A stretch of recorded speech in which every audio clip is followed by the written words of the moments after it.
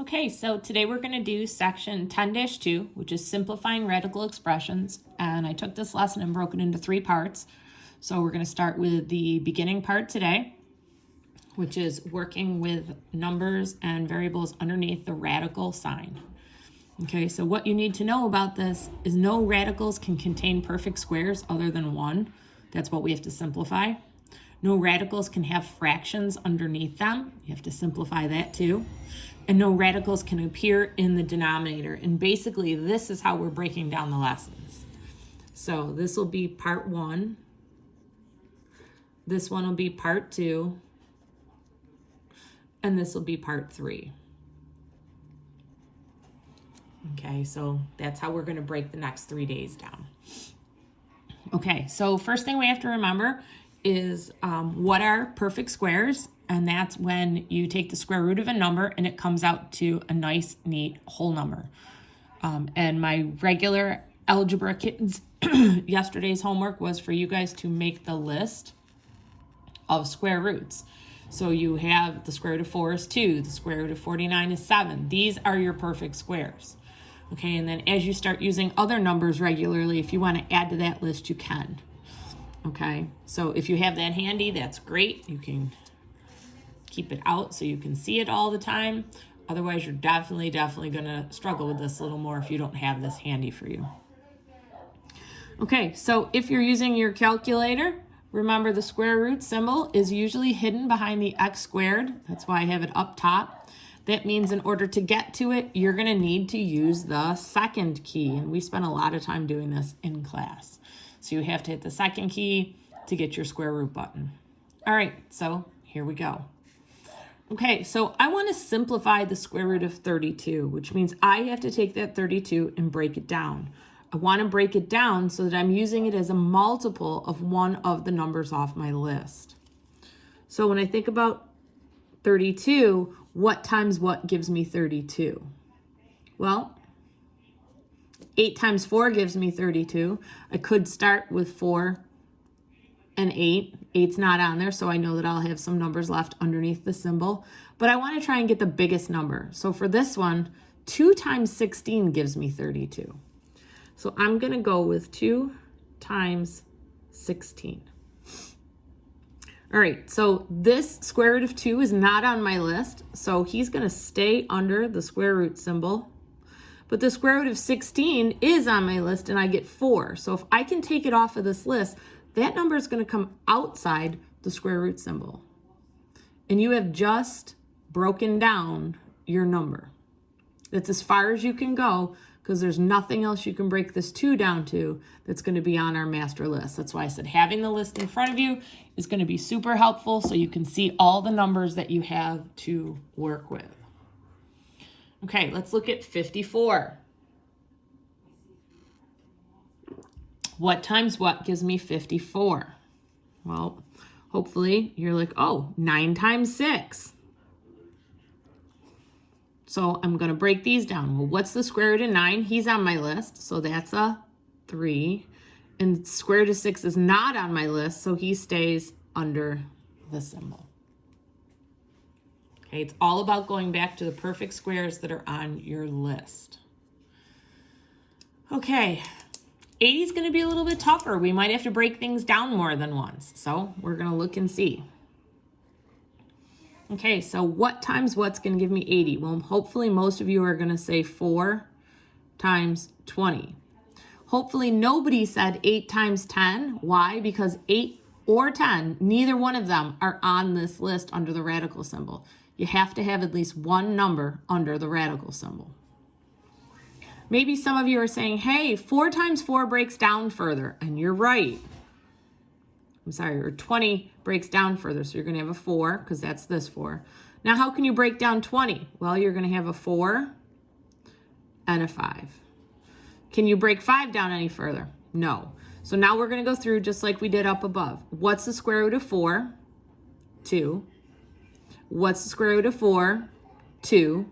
What's the square root of 5? Can't do it. It's going to give me a crazy decimal, so we leave them underneath. Now I have these 2 2's out here. 2 times 2 gives me 4. Okay, some of you may be able to do this faster, so I'm going to show you what it would look like alternatively if you did it a little bit faster and found a bigger number than 4. Maybe some of you realized right off the bat that it's going to be 16 times 5.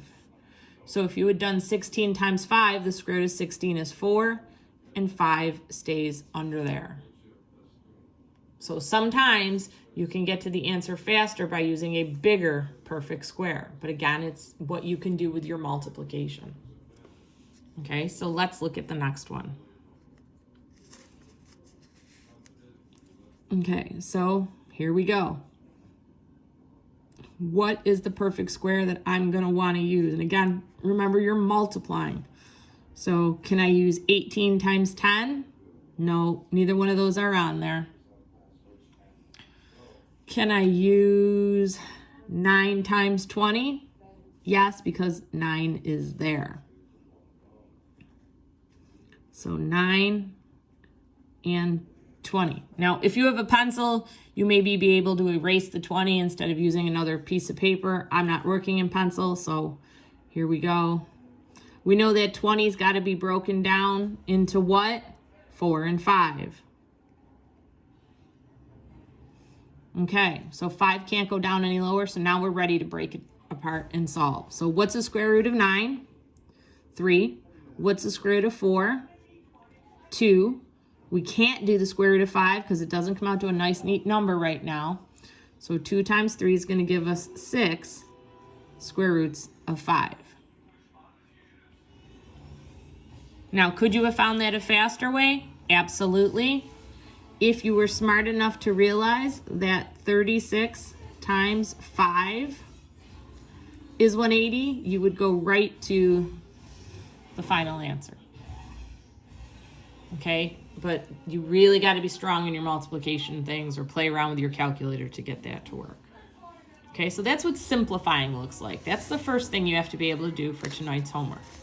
The second thing you're going to have to do is be able to multiply square roots, okay? So here we go. When you multiply square roots, it's just like regular numbers. What's 2 times 14? 28, still under the square root symbol. And now we're back to what we just did on the first page. We have to take that 28 and we got to break them apart. So we're going to have 4 times 7 underneath the square root symbol. What's the square root of 4? 2. What am I left with? 7. Okay. So let's look at radical 5 times radical 10. 5 times 10 is going to give me 50. It's still under the radical sign. Now I got to break 50 down, but remember when I break it down, one of them has to be on my list. So 5 times 10 will obviously not work. I'm going to go 25 times 2. What's the square root of 25? I'm going to go to my list. The square root is 5. So that comes out. I can't take the square root of 2. It's not on my list. So that stays over there. Okay, so hopefully multiplying is not too scary yet. We're going to do another one with nice numbers, and we're going to add in some variables. Okay, so there's 2 different ways to do this problem, okay? And I'm going to show you both because you're going to see some difference in the problem. You could just take this and do 6 times 8 and get 48. Now you're going to break down 48. Okay, you can use 4 times 12, but then you got to break 12 down again. Okay, or you can do 16 times 3. Okay, so square root of 16 is 4. Can't do 3, so that is your final answer. Now, some teachers and some kids will have you break this down first. So this would be your alternate method. So you would bring down the square root of 6 and keep it the same. You could break down the 8 now. So what would the 8 be broken down? Well, it would be 4 times 2. So square root of 6 is still coming here, times 2 square roots of 2, because what's the square root of 4 is 2. And you're going to have a 2 here. You're going to multiply the radicals and get 12. Now you have to break down 12 anyway. Sorry, that's wrong. 6 is not on the square root list. That's why I tell you guys to use pencil. So now I'm going to take the 2 out. And I'm going to get the same answer. So yes, for all of you that say, the internet showed me a different way, or I learned this different, my sister showed me a different way. That's great. As long as your math is right, you're still going to come up with the same answer. Do I think this one is easier? 100%. But if you would prefer to do it this way, as long as your math is good, you're fine. Okay, so now that some of you are probably like, nope, not doing it that way, it's scary, I'm going to stick with this. Okay, now we're going to add in variables. Now, variables are a little bit different because of the variable rules we learned way back in the year. Okay, when we are multiplying variables that have exponents, you have to remember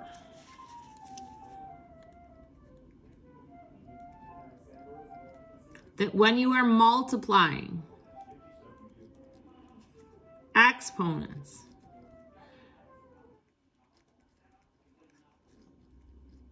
you actually add.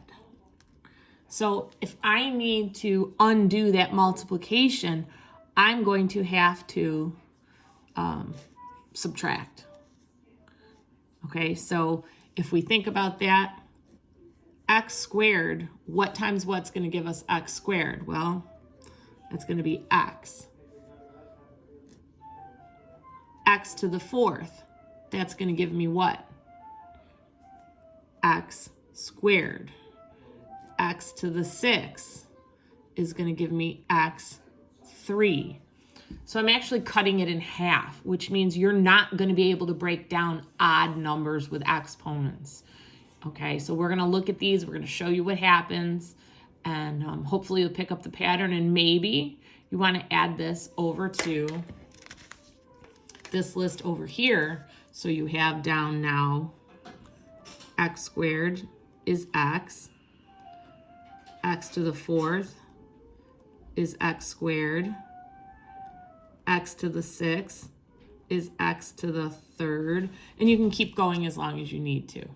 But then this would be something you would have as your resource when you're working these. So here we're going to have it, and let's see how it works. Okay, so I have to break down 90. What am I going to use there? Well, 9 times 10 sounds good. 9 is one of my square roots. My pen is going to die. I have to go get another pen. You guys can't see that. Hang on one second.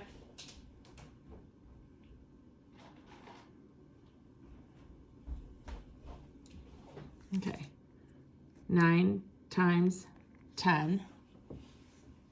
Okay, so now let's look at what we have in variables. We have x3. x3 is not on my list, but x2 is, and if I took 2 of these out, how many are left? Well, 1. Okay, so now I got to see what's left with y's. Well, y4. y4 could be on my list because x4 is on my list, so I'm going to break it up like that. What you basically have to remember, when you're breaking this x3 down, this is where the adding comes into play. As long as these two x numbers on top equal this, you can break it apart that way. Okay, and I know that's going to confuse some of you. As long as these two numbers added together give you back to what was here, you can break it apart that way. It's not the same with the variables as the first column. Okay, so here we go. What is the square root of 9? Well, we're going to go to here. Square root of 9 is 3. Can we take the square root of 10? Nope. So that is going to come down here. I'm going to give it some space. X squared, is he on my list? I'm going to go over here. X squared, when I take the square root, gives me back an x. X, can I take the square root of regular x? No. So he goes back under the radical symbol. now I have y4, x4, whatever letter 4 it is, and that is x, and that's going to be y squared, and he's going to go on the outside. So again, let me run through this again. What is the square root of 9? He's off my list. He's a 3. And even if you put it in your calculator, for those of you that don't believe me, and you get the square root symbol of 9 is 3. Okay, so that's why my 3 is on the outside.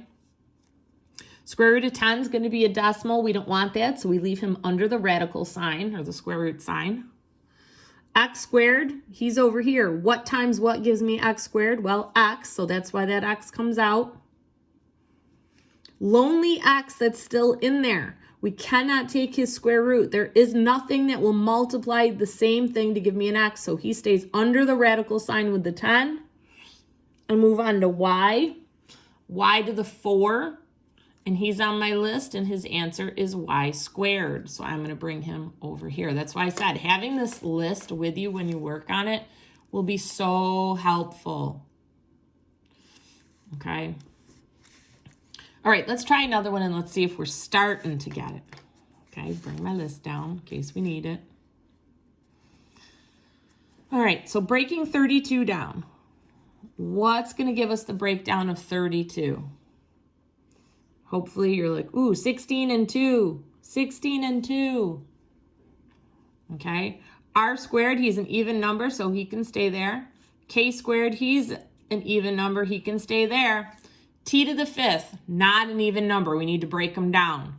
So what is the closest even number that is less than 5? 4. So we're going to go T4 and then T1. Because these two numbers will add up to give us back the 5. Okay, does that make sense? All right, so we're going to start taking things apart. Square root of 16, we go back to our list, is 4. Can I take the square root of 2? No, he's not on the list, so he stays under the symbol. Okay, r squared is going to give us just r. Doesn't matter what variable it is. K to the 4th is going to give us k squared. T to the 4th is going to give us t squared.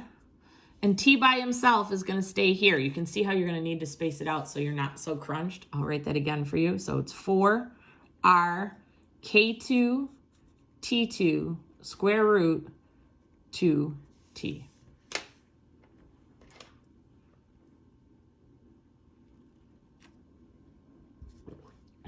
Okay, one more. Let's break this down. 56. What times what gives us 56? Okay, so this one might take a little bit more time. I'm thinking 8 and 7. I'm going to bring down my x. My y to the 10 is good because it's even. Now Z5, that's an odd number, so it's going to be Z4 and Z1, because these two together bring me back to that 5. All right, well, neither one of these are on my list, so I need to keep going. Okay, maybe you realized that when you wrote them down and said, uh-oh, let me get my pencil out.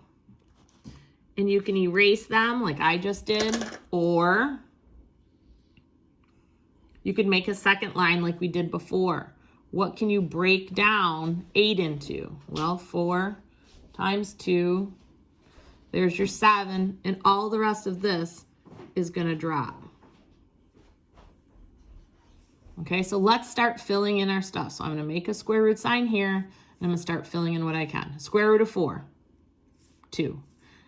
Can I take a square root of 2? Is he on my list? No, so he's going to go back in the radical symbol. Can I take a square root of 7? No, he's going to go back in my radical symbol.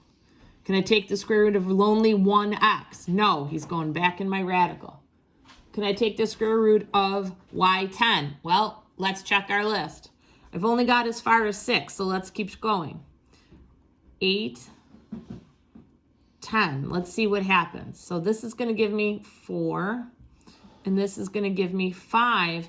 So I'm going to end up with y5. Z to the 4, I'm going to come over here. I've got a 4. That's going to give me Z squared. And now I have lonely Z, so he's going to go back inside. So I'm going to have 2 y5 z squared square root. What do you think we have to do with these two whole numbers that are inside there? Well, we're going to multiply them and bring these down. You got to take it step by step. This is not something you're going to be able to skip steps on or you're going to get lost. Okay, tonight for homework, you guys are going to be working in 10-2 and you're going to be working on 1 through 11. No decimal answers at all. That means you're not following the steps. Okay, remember, text me on Remind. Good luck.